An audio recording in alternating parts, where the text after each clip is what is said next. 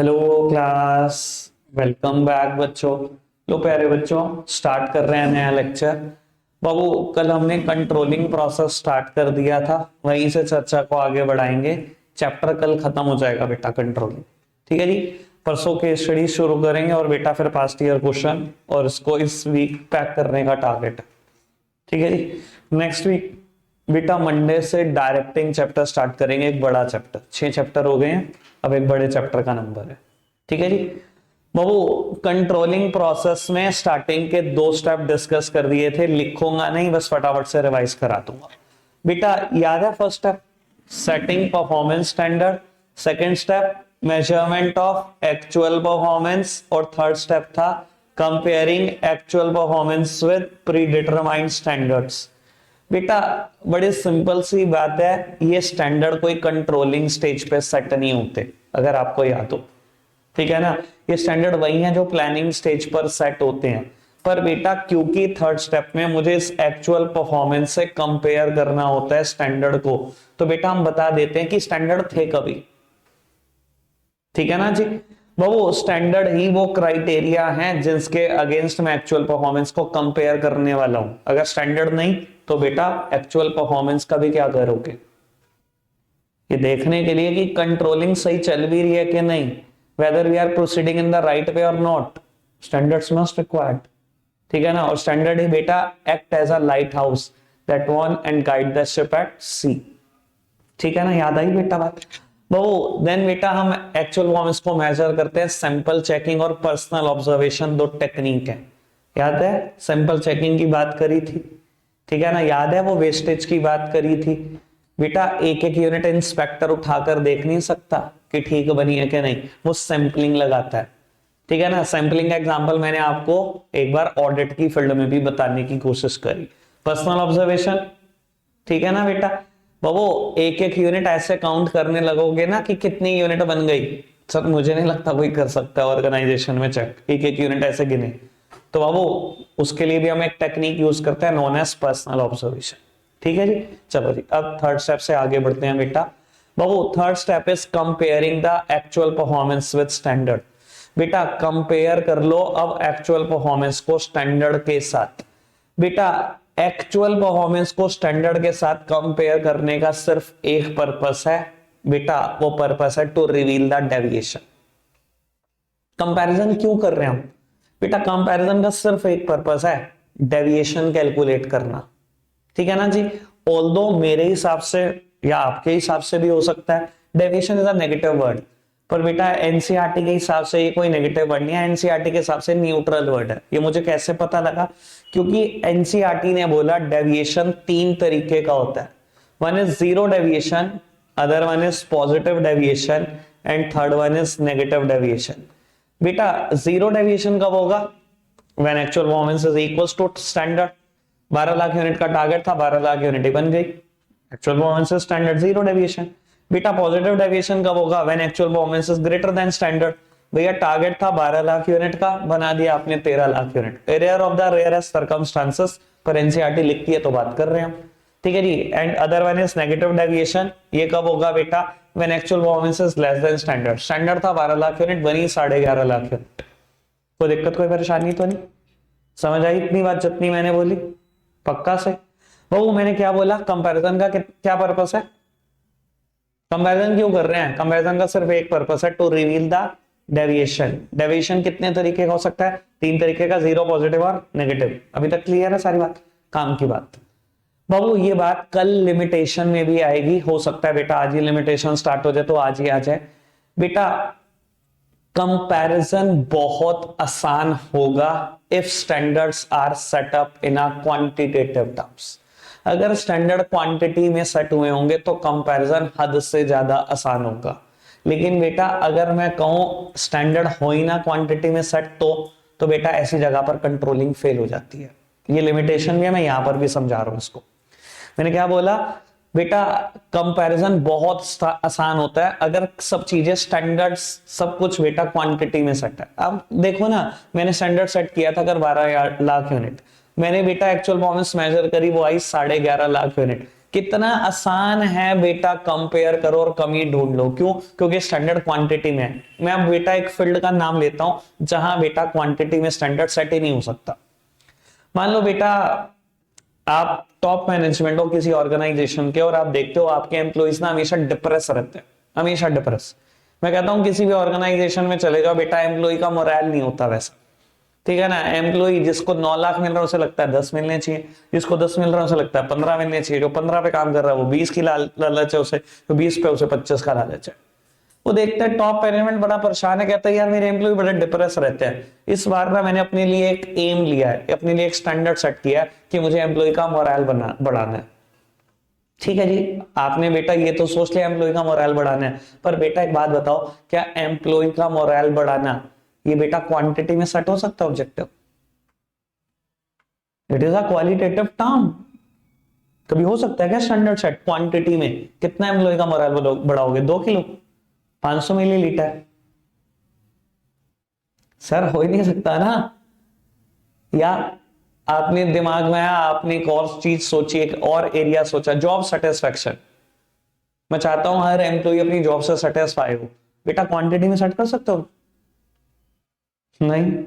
तो बेटा कुछ एरियाज ऐसे हैं जहां आपके स्टैंडर्ड कभी क्वांटिटी में सेट नहीं होंगे। स्टैंडर्ड क्वांटिटी में सेट नहीं होंगे, एक्चुअल परफॉर्मेंस कभी क्वांटिटी में नहीं आएगी, कंपैरिजन हो पाएगा? No comparison.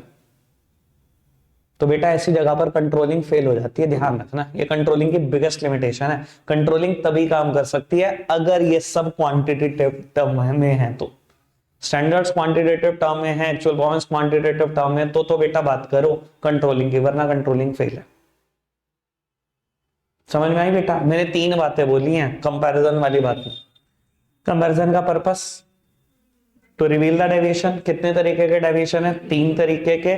कंपैरिजन आसान है अगर स्टैंडर्ड क्वांटिटेटिव टर्म है, अगर स्टैंडर्ड क्वांटिटेटिव टर्म है नहीं है, भूल जाओ, कंट्रोलिंग कुछ नहीं काम करेगी, जीरो।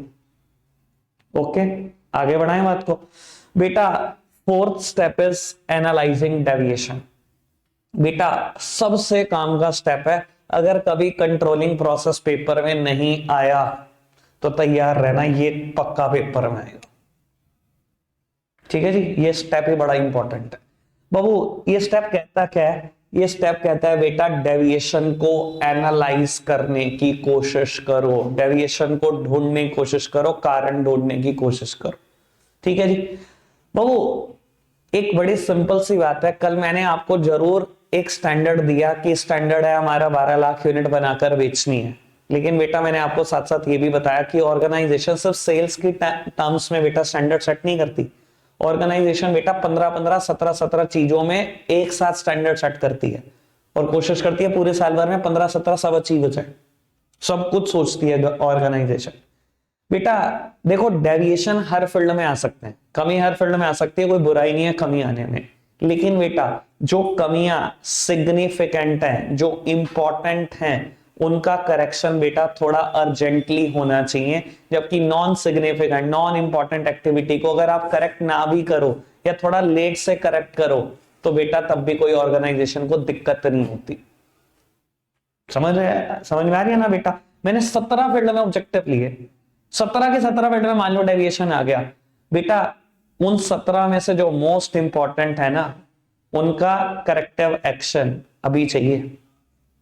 और जो बेटा इनसिग्निफिकेंट है, जो इंपॉर्टेंट नहीं लग रही है आपको, जो नॉन कोर है, बेटा उनका करेक्शन अगर आप थोड़े टाइम के बाद भी करोगे तो चलेगा, और नहीं भी करोगे तो भी चलेगा। तो बाबू डेविएशन को एनालाइज करने की ना 2 टेक्निक है। ठीक है जी, और मोस्ट इंपॉर्टेंट है, ये आराम से समझना बाबू। पहली टेक्निक का नाम है सीपीसी, जिसको हम प्यार से बोलते हैं critical point of control, and second one is management by exception. ठीक है जी बाबू, मैं दोनों टेक्निक बहुत आराम से समझाने वाला हूं, सबसे ज्यादा टाइम लगाऊंगा इस पे, पर बेटा बच्चों के हालात बता देता हूं, दोनों समझ लेते हैं, उसके बाद कहते हैं इन दोनों में डिफरेंस क्या है। वो हरकत मत कर देना, ठीक है जी, बहुत आराम से सुन लेना, समझ लेना, ये मत कह देना दोनों में डिफरेंस क्या है सब कुछ करने के बाद। बाबू अब आराम से सुनना, कुछ टैग लाइन है इसकी, कुछ टैग लाइन है इसकी, और ये अगर पेपर में लिखोगे मुझे नहीं लगता टीचर इसके बाद कुछ पढ़ना चाहता है, उसको वो लाइन दिखनी चाहिए बस भैया। वो सीपीसी की एक टैग लाइन है, since it is neither easy nor economical to check each and every activity in the organisation, the control should focus only on the KRAs. बेटा कहता है ना तो आसान होगा ना ही बेटा सस्ता पड़ेगा हर एक्टिविटी को चेक करना। The control should focus only on the KRS. कहता है आपका फोकस सिर्फ केआरएस होने चाहिए। बेटा ये केआरएस क्या भला है? बेटा केआरएस का मतलब होता है की रिजल्ट एरियाज, की रिजल्ट एरियाज। बेटा अगर मैं किसी भी ऑर्गेनाइजेशन की एक्टिविटी को दो पार्ट में डिवाइड करने की कोशिश करूं तो बेटा बहुत सारी एक्टिविटी ऐसी होंगी जो निकल जाएंगी केआरए, और बहुत सारी ऐसी भी होंगी जो निकल जाएंगी नॉन केआरएस। बहुत सारी ऐसी होंगी जो केआरए होंगी, जो इंपॉर्टेंट है, जो सिग्निफिकेंट है। नाम समझ आ रहा? की रिजल्ट एरिया, की रिजल्ट एरिया की सबसे इंपॉर्टेंट एक्टिविटीज। और बेटा बहुत सारी ऐसी होंगी जो नॉन सिग्निफिकेंट होंगी। बाबू ये पता है क्या कहेगा? ये कहेगा अगर आपका डेविएशन केआरए में है तो इसको हम अभी कंट्रोल करेंगे। अभी कंट्रोल करने का मतलब है कौन कंट्रोल करेगा? टॉप लेवल करेगा, अभी करेगा। क्योंकि बेटा if anything goes wrong at this point the entire organisation will suffer. अगर यहां कुछ भी गड़बड़ हुई ना बेटा पूरी ऑर्गेनाइजेशन को रोना पड़ेगा, ध्यान रखना। लेकिन ये पता क्या कहेगा? नोट्स भी ऐसा कहते हैं, एनसीईआरटी भी ऐसा कहती है कि नॉन केआरए को कंट्रोल नहीं करना है, छोड़ दो, कोई नहीं करेगा कंट्रोल, ऐसा कहेंगे वो। पर बेटा जब भी मैं भी बोलूं ना कि इसको कंट्रोल नहीं करना, आपके दिमाग में एक आवाज जानी चाहिए कि इसको कंट्रोल कौन करेगा? मिडिल लेवल और लोअर लेवल से इसको कंट्रोल कराएंगे। बेटा टॉप लेवल से तो इसको कंट्रोल ही नहीं कराना। कंट्रोल किससे कराएंगे? मिडिल लेवल और लोअर लेवल से कराएंगे। वो क्यों कराएंगे और क्या इसकी जरूरत पड़ रही है अभी समझाता हूं बेटा, टेंशन ना लो। मान लो बेटा मैं ऑर्गेनाइजेशन के खर्चों को, एक मैन्युफैक्चरिंग कंसर्न है, उसके खर्चों को ना इन दो पार्ट में डिवाइड करना चाहता हूं, केआरएस और नॉन केआरएस। खर्चों को डिवाइड करते हैं एक मैन्युफैक्चरिंग कंसर्न के खर्चों को। बाबू वो कोई भी प्रोडक्ट मैन्युफैक्चर करती है, एक मैन्युफैक्चरिंग कंसर्न है, आप सोचो उसके इंपॉर्टेंट खर्चे क्या होंगे? सबसे महंगे वाले खर्चे बताओ बाबू, खर्चे बता दो सबसे महंगे वाले खर्चे मैन्युफैक्चरिंग कंसर्न में। रॉ मटेरियल सबसे महंगा खर्चा, सबसे महंगे खर्चों में एक होगा रॉ मटेरियल और वेजेस, अभी मेरे को बताया शिविका ने, और मशीनरी मैन्युफैक्चरिंग कंसर्न है, और इलेक्ट्रिसिटी। भैया मैन्युफैक्चरिंग कंसर्न मशीन चलेगी किस पर? ठीक है ना, इलेक्ट्रिसिटी एक मेजर खर्चा है। बेटा अगर इलेक्ट्रिसिटी है तो इलेक्ट्रिसिटी, अगर electricity is not easily available तो बेटा पेट्रोल डीजल। ठीक है, मुझे लगता है ये इसके मेजर खर्चे होंगे किसी भी मैन्युफैक्चरिंग कंसर्न में, सबसे महंगे खर्चे यही होंगे। ठीक है ना जी। और बेटा मैं बोलूं नॉन केआरएस क्या होंगे? इनके अलावा बचे हुए सारे खर्चे नॉन केआरएस होंगे। मैं कहूं प्रिंटिंग का खर्चा, स्टेशनरी का खर्चा, legal expenses, auditing fees, travelling, conveyance, blah blah, जो बचे सब डाल दो इसके अंदर। वो तो इंपॉर्टेंट नहीं है एक मैन्युफैक्चरिंग कंसर्न में। ठीक है ना जी। बाबू ह्यूमन टेंडेंसी है ये, ठीक है ना। अगर मैं कहूं कोई खर्चा 18% बढ़ गया और कोई खर्चा 7% बढ़ गया, ह्यूमन पता है क्या कहता है? 18% वाले को बचा लो। बेटा ऐसा नहीं देखना, पहले ये देखो वो खर्चा कहां फॉल करता है, केआरए या नॉन केआरए। बेटा एक एग्जांपल एनसीईआरटी का, an increase in 7% labour cost is more troublesome than an 18% increase in the stationery expenditure. 7% labour cost बढ़ जाए वो ज्यादा दर्द देगी जितना 18% स्टेशनरी एक्सपेंडिचर बढ़ेगा वो दर्द नहीं देगा। क्यों? बेटा मैन्युफैक्चरिंग कंसर्न, मैं कहता हूं अगर ठीक ठाक मैन्युफैक्चरिंग कंसर्न का नाम ले लो, कल भी मैं बात कर रहा था आईटीसी की, आपको पता है वेजेस कितनी होंगी बेटा? कुछ समझ लो 300-400 करोड़ रुपए की सैलरी देते होंगे। एक साल में 7% बढ़ गए बेटा, 400 करोड़ की कोई चीज है, 7% बढ़ गई 28 करोड़। प्रिंटिंग का खर्चा कितना होगा आपका? कितनी स्टेशनरी खरीद लेते होगे? 1 करोड़ की चलो खरीद ली, 18% बढ़ गई, कितना बढ़ गया? 18 लाख। ये दर्द देगा आपको? तो भैया प्रिंट आउट ही बहुत होते हैं, स्टेशनरी में पेपर पेन बहुत आते हैं भैया, ऑर्गेनाइजेशन में बहुत ज्यादा आते हैं। इसके अलावा भैया कार्ट्रिज स्टेशनरी का ही पार्ट होती है, जब भी इंक रिफिलिंग होगी क्योंकि आप देखो ना उसके ऑफिसेस कितने हैं, कितने कैबिन है, कितने मैनेजर हैं, सबके सब कुछ सारा सामान जा रहा है, हर ऑफिस के लिए आएगा ना। वो 1 करोड़ तो खैर फिर भी नहीं बैठने का, पर मैं वैसे कह रहा हूं 1 करोड़ भी हो और 18% भी बढ़ जाए तो भी क्या परेशानी है। समझ में आ रही है बेटा बात। तो बाबू अगर खर्चा के आर ए है, चाहे वो परसेंटेज में 1% है, और खर्चा अगर नॉन के आर है, चाहे वो परसेंटेज में 1000% भी है, सर ये 1000% दर्द नहीं देगा, दर्द ये 1% देगा। If anything goes wrong at this point the entire organisation will suffer. Sir सबको सफर करना पड़ेगा अगर यहां कुछ गलती हुई तो इसलिए कहा जाता है कि जो सिग्निफिकेंट डेविएशन है इनका करेक्शन अभी जरूरी है, इमीडिएटली जरूरी है। और इसका करेक्शन किसको करना चाहिए? टॉप लेवल को करना चाहिए, अभी करना चाहिए। इस खर्चे को क्यों नहीं करना चाहिए टॉप लेवल को कंट्रोल? बेटा टॉप लेवल को कंट्रोल इसलिए नहीं करना चाहिए क्योंकि वो ऑर्गेनाइजेशन के लिए ना बेटा समझ लो बहुत कॉस्टली पड़ेगा, बहुत ज्यादा कॉस्टली पड़ेगा। अब मैं कहता हूं बेटा 1 करोड़ की स्टेशनरी थी, 18% बढ़ गई 18 लाख। आप कह रहे हो मुकेश अंबानी जी को जी कंट्रोल कर दो। सर आपको पता है पर सेकंड उनकी सैलरी कितनी है? रिलायंस में जो 1 सेकंड देते हैं 4000 रुपए लेते हैं उस 1 सेकंड का। गलती से उन्होंने 1-2 दिन लगा दिए सोचने में तो ऐसे ही रिलायंस में जान निकल जाएगी। पता लगे 18 लाख के 8 लाख तो उन्होंने कर दिए, 10 लाख कंट्रोल करने के तरीके भी बता दिए, लेकिन उनकी खुद की कॉस्ट आ गई 1 करोड़ रुपए ऑर्गेनाइजेशन को। समझ में आ रही है बेटा बात। तो बाबू कभी भी टॉप लेवल को कंट्रोल नहीं करना है, ना टॉप लेवल से कंट्रोल कराने हैं नॉन के आर एस। इसके लिए तो मिडिल लेवल और लोअर लेवल से बात करो, वो ही कंट्रोल करे तो ही कॉस्ट एफिशिएंट बनेगा, वरना कॉस्ट एफिशिएंट नहीं बनेगा। समझ में आती है बात? कोई दिक्कत कोई परेशानी तो नहीं? पक्का से। और बेटा और क्यों कंट्रोल करा रहा हूं मैं इनसे मिडिल लेवल और लोअर लेवल से, ये चर्चा मेरी अभी जारी रहेगी। 10-15 मिनट के बाद मैं इस मुद्दे पर दोबारा आऊंगा, ठीक है? सिर्फ 10 मिनट के बाद। कोई दिक्कत कोई परेशानी तो नहीं? अभी तक बात समझ में आ रही है? क्या रेस समझ में आए, नॉन क्या रेस समझ में आए? चलो जी आगे बढ़ाते हैं बेटा बात को। बाबू नेक्स्ट टेक्निक जो है एनालाइजिंग डेविएशन की, उसका नाम है MBE, that means management by exception. बेटा ये टेक्निक क्या कहती है management by exception?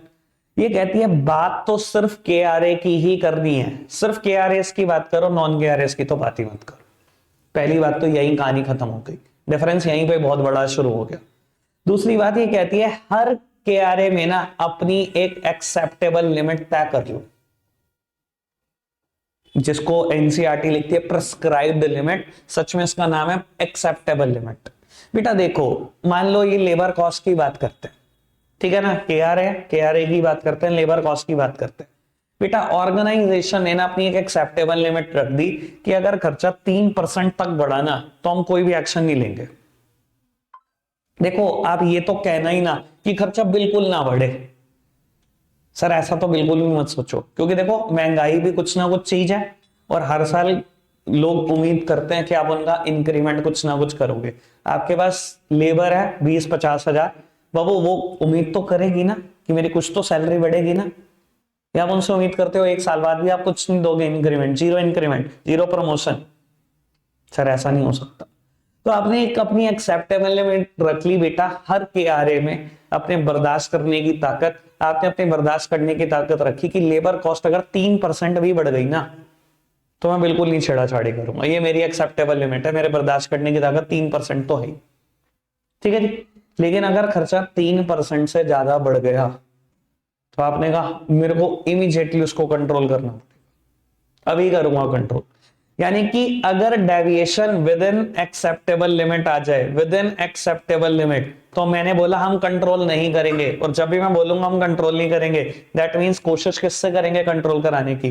Middle level और लोअर लेवल को कहेंगे देखो कहां बढ़ रहा है, कोशिश करो कुछ बचा सकते हो क्या। टॉप लेवल को खुद पता होता है कुछ नहीं बचना, और जान के उनका दिमाग चलवा रहे हैं। क्योंकि बेटा अगर आज आप उनका दिमाग चलवाओगे ना, आज वो रूटीन प्रॉब्लम्स झेलेंगे, तभी बेटा उनका दिमाग इतना डेवलप करेगा कि कल को कॉम्प्लेक्स प्रॉब्लम झेल पाएगा। याद है ऐसी बात मैंने कुछ डेलीगेशन में भी बोली थी, मैं वही बातें करूंगा अभी सारी जो डेलीगेशन में की थी ऑर्गेनाइजिंग में। समझ में आ रही बात? और बेटा अगर खर्चा बियॉन्ड एक्सेप्टेबल लिमिट निकल गया तो सर अभी कंट्रोल कराने की कोशिश करेंगे और किससे कराने की कोशिश करेंगे? Top level. टॉप लेवल को इंटरवेंशन करना पड़ेगा यहां पर, ठीक है जी। इसकी एक बड़ी फेमस टैगलाइन है। टैगलाइन क्या है? An attempt to control everything result in controlling nothing. अगर आप चाहोगे ना, नहीं नहीं एक एक पैसा कंट्रोल कर लो जी, 1 रुपया ना बढ़ने दो कुछ भी। पिछले साल 300 करोड़ की लेबर कॉस्ट थी, इस बार भी 300 करोड़ रहनी चाहिए, एक पैसा ना बढ़े। सर अगर सब चीजों को कंट्रोल करने जाओगे ना, एक को भी नहीं कर पाओगे, सब में जीरो हो जाओगे। तो कंट्रोल सिर्फ उस पे करो जो इंपॉर्टेंट है, कुछ तो बढ़ेगा ही ना खर्चा। तो बेटा जो चीज खर्चे आपके एक्सेप्टेबल लिमिट के बियॉन्ड चले जाएं और वो केआर है, सिर्फ उनको कंट्रोल करने की कोशिश करो। जो with in the acceptable limit है, इसके लिए कुछ नहीं करना, छोड़ दो इसको। इसको मिडिल लेवल और लोअर लेवल के हवाले छोड़ दो। समझ में आई बेटा बात? पक्का से? इन दोनों में फर्क है कि नहीं है? सीपीसी क्या कहता है? सर हर चीज को डिवाइड कर दो 2 पार्ट में, केआरए और नॉन केआरए। सिर्फ केआरए पे फोकस करो, नॉन केआरए भूल जाओ। भूल जाओ का मतलब समझ है ना? मिडिल लेवल लोअर लेवल देखेगा। और सर ये क्या कहता है? कहता है बात ही सिर्फ केआरए की करो और हर केआरए में एक एक्सेप्टेबल लिमिट तय कर लो। अगर वो खर्चा, अगर वो चीज बियॉन्ड एक्सेप्टेबल लिमिट है तो ही हम कोशिश करेंगे बेटा टॉप लेवल कंट्रोल कराने की, वरना छोड़ दो उसको, हमें कुछ नहीं करना कंट्रोल। ठीक है जी, कोई दिक्कत कोई परेशानी तो नहीं? मैंने एक और एग्जांपल दिया था पिछली बार आपको क्लैरिटी के लिए, अगर आपको कुछ ध्यान हो तो। वो मुंबई अटैक हुए थे, अगर आपको याद हो तो, ओबेरॉय होटल और ताज होटल पर हुआ था ना अटैक। एक टेररिस्ट पकड़ा गया था नॉन एज कसाब। पता है क्या आपको ये बात? तो बाबू कसाब के खिलाफ चार्जशीट फाइल करी महाराष्ट्र पुलिस ने, मतलब मुंबई पुलिस ने। ठीक है ना? समझते होंगे सब चार्जशीट का मतलब क्या होता है। ठीक है जी, उसके क्राइम के लिखे हुए सारे पन्ने। ठीक है, और वो चार्जशीट कुछ 1000 पेज की थी। कुछ 1000 पेज की चार्जशीट फाइल करी। जज को इतना गुस्सा आया, इतना गुस्सा आया, उसने उठाई चार्जशीट और फेंक के मारी कोर्ट रूम में। कि मतलब आप मुझसे उम्मीद करते हो कि मैं इस इंसान के बारे में 1000 पेज पढ़ूं? मुझे आप 2 पेज में सीपीसी और एमबीए टेक्निक का यूज करके ये बताओ इसने क्राइम क्या किया है। तुम बता रहे हो इसका जन्म यहां हुआ, वहां हुआ, इसने पढ़ाई यहां से करी, वहां से करी। जज कह रहा मैं इस चीज में इंटरेस्टेड नहीं हूं। सिर्फ 2 पेज में बताओ मेरे को इसने क्या क्राइम किया है। Use these techniques. सिर्फ इंपॉर्टेंट बात बताओ ना, इनसिग्निफिकेंट बात का उसने करना क्या है? समझ में आती है बेटा बात? कुछ क्लियर हुआ? अब बेटा पेपर में ना ये आ जाए तो बहुत अच्छी बात, ये ना आए फिर भी एक चीज की उम्मीद रहती है मुझे, एडवांटेजेस। बेटा सीपीसी और एमबीई की ना कुछ एडवांटेजेस हैं। वो एडवांटेजेस आपने बतानी है, मेरी तरफ देखो। एक तो मैंने बोल दी, अगर आपने ध्यान दिया हो बाबू, इन दोनों टेक्निक की वजह से ना लोअर लेवल और मिडिल लेवल को डिसीजन मेकिंग पावर मिलती है। ठीक है ना जी? और उनको डिसीजन मेकिंग पावर मिलने का मतलब समझते हो ना बेटा बाबू? उन्हें लगता है यार मैं टॉप लेवल की अथॉरिटी शेयर कर रहा हूं। कायदे से decision making is the authority of top level. मुझसे डिसीजन मेकिंग कराई जा रही है, मुझे ऑर्गेनाइजेशन का पार्ट समझा जा रहा है। सर एम्प्लॉय का मोरल बहुत बूस्टअप होता है। मैं सब वही बातें बोल रहा हूं जो मैंने डेलीगेशन में बोली थी। अगर आप एम्प्लॉय का मोरल बहुत बूस्टअप होता है, एक बाकी आपने बतानी है बेटा। टॉप लेवल के लिए बहुत टाइम सेविंग है।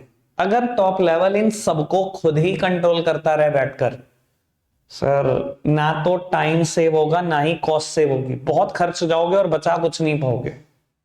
उसको करोड़ देकर 18 लाख रुपए तुमने बचवा भी लिए तो क्या लिया? तो बेटा टाइम सेविंग, कॉस्ट सेविंग है।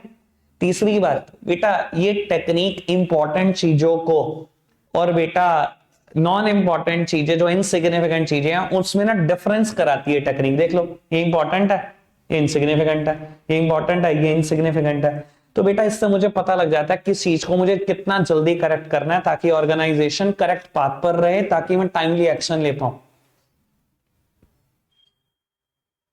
समझ में आती है बेटा बात? पक्का?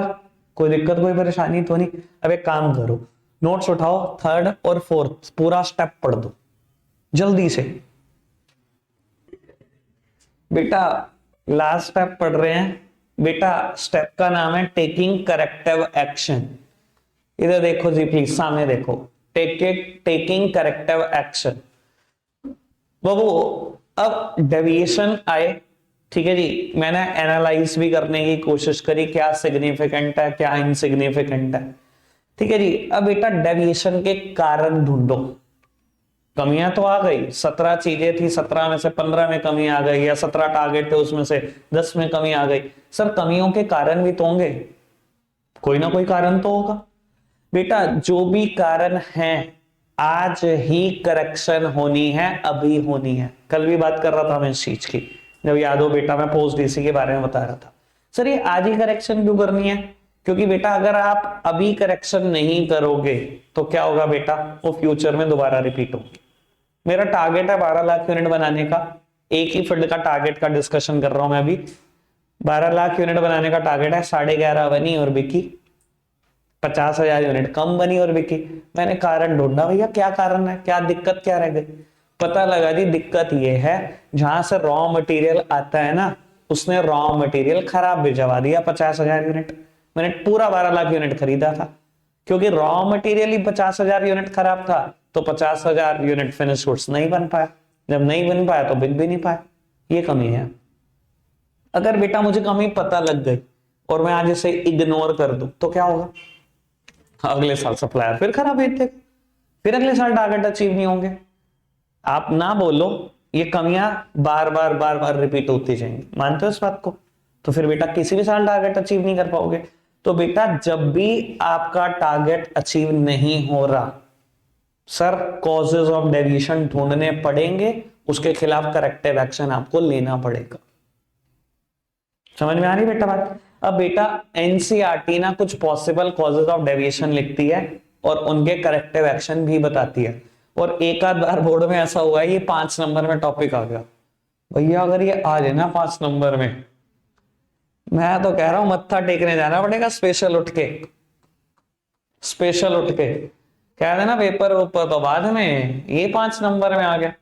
बेटा एनसीईआरटी बताती है ये 5 पॉसिबल कॉजेज ऑफ डेविएशन हो सकते हैं, ठीक है जी। पहला डिफेक्टिव मटेरियल, प्लीज सामने देखो। मान लो आपके सामने कॉज ऑफ डेविएशन निकल कर है डिफेक्टिव मटेरियल, क्या होना चाहिए करेक्टिव एक्शन? बाबू अगर डिफेक्टिव मटेरियल है, रॉ मटेरियल ही खराब आ रहा है, या तो बेटा सप्लायर को स्पेसिफिकेशन दे दो कि मुझे इस स्पेसिफिकेशन का रॉ मटेरियल चाहिए, और अगर वो मना कर दे कि इस स्पेसिफिकेशन का रॉ मटेरियल मैं नहीं दे सकता, तो बेटा चेंज योर सप्लायर। ठीक होना चाहिए ना करेक्टिव एक्शन। मान लो बेटा 50,000 यूनिट कम बनी और बेटा डेविएशन का कॉज है डिफेक्टिव मटेरियल नहीं, इस बार है डिफेक्टिव मशीनरी, मशीन खराब है जिसकी वजह से बेटा टारगेट अचीव नहीं हो पाता। तो या तो रिपेयर द मशीनरी, और if repair is not possible then replace the machinery, ठीक है जी। और बेटा मान लो कारण ये आया obsolete machinery. Sir there is a difference between the term defective machinery and obsolete machinery, समझते हो? डिफेक्टिव मतलब खराब है भैया, रिपेयर मांगती रहती है, बार बार ब्रेक डाउन होती है, ये डिफेक्टिव है। सर ऑब्सोलीट का मतलब क्या है भैया, काम ठीक ठाक करती है, टेक्नोलॉजी वाइज खराब है। आज की टेक्नोलॉजी की मशीन 1 मिनट में 10 मान लो यूनिट बनाती है, और मेरी मशीन 1 मिनट में 1 ही यूनिट बनाती है, ऐसे है दिक्कत, ठीक है।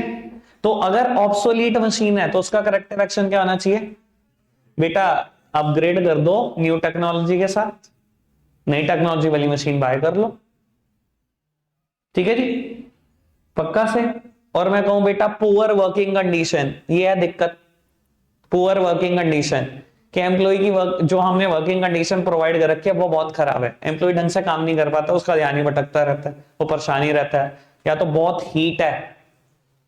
देखते हैं ना कहीं ऑर्गेनाइजेशन में भैया पंखे भी नहीं चलते, या एम्प्लॉय के लिए कोई फैसिलिटी नहीं है, एम्प्लॉय गर्मी में ही मरे जा रहा है, तो उसका ध्यान ही नहीं लगता उस चीज में।